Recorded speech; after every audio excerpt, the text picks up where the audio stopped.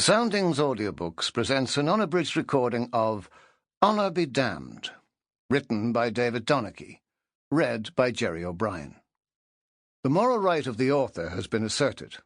This performance is owned by Soundings, Whitley Bay, NE26 2JT.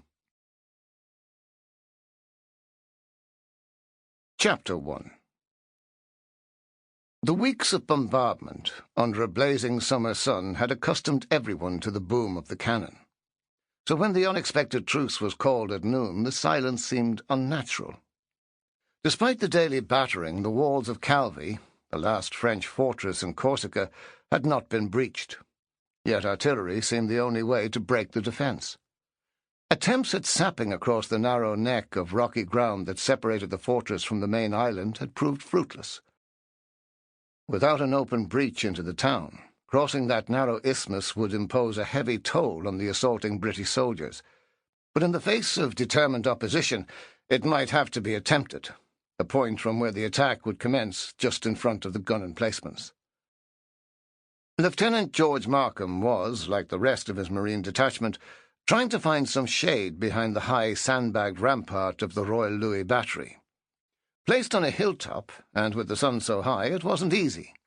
The defenders had suffered less than their enemy from the month-long siege, though the artillerymen at this point, French royalists from Toulon, had inflicted great damage. Yet, with the fleur-de-lis flag standing proudly over their heads to attract counter-battery fire, they'd sustained almost as much in return. And the fear that the defenders would sortie out to remove the studied insult of that flag had led to the deployment of these lobsters to defend the position. Yet nothing like that had occurred, leaving the battle, until an hour before, looking very much like a stalemate. The beat of the drum made Markham stand up. Crouched in the shade, it had been hot, but the strength of the Corsican sun doubled that, seeming to scorch his skin through his scarlet coat and to add a ton weight to the black broad-brimmed hat he'd adopted for the climate. Below, he could see the two parties moving towards each other. One under the Union flag, the other under a tricolour. Did those French negotiators have any notion of how depleted the besiegers had become?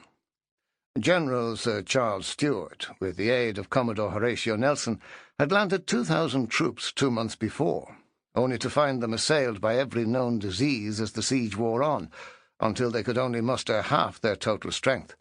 And that was the situation deteriorating each day, as dysentery, typhoid fever, and malaria took their toll. Appeals to the Corsicans for the... Sample complete. Ready to continue?